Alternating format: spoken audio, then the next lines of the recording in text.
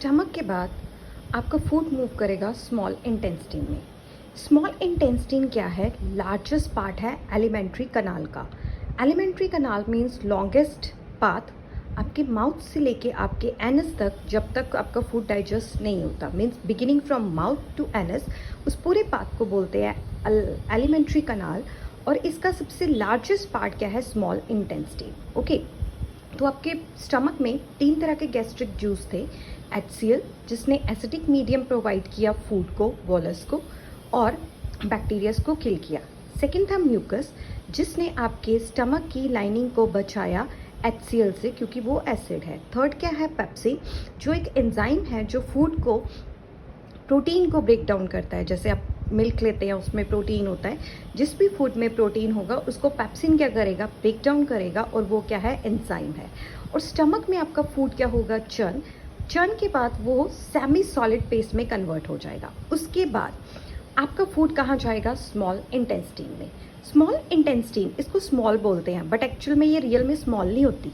इसकी हाइट होगी, एक्चुअली इसकी लेंथ जो होगी वो आपकी एवरेज हाइट का 3 टाइम्स होगी।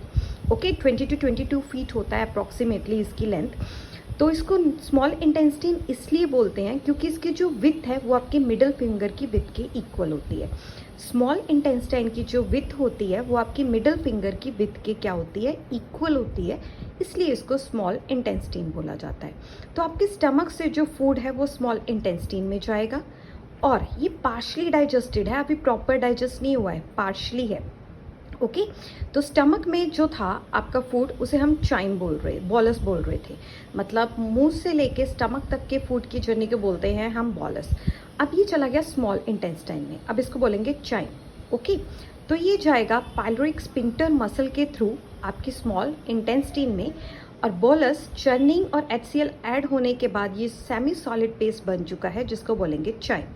अब स्मॉल इंटेस्टाइन में क्या होगा? वहाँ पे जो लीवर है सबसे पहले वो अपनी सेक्रेशन देगा।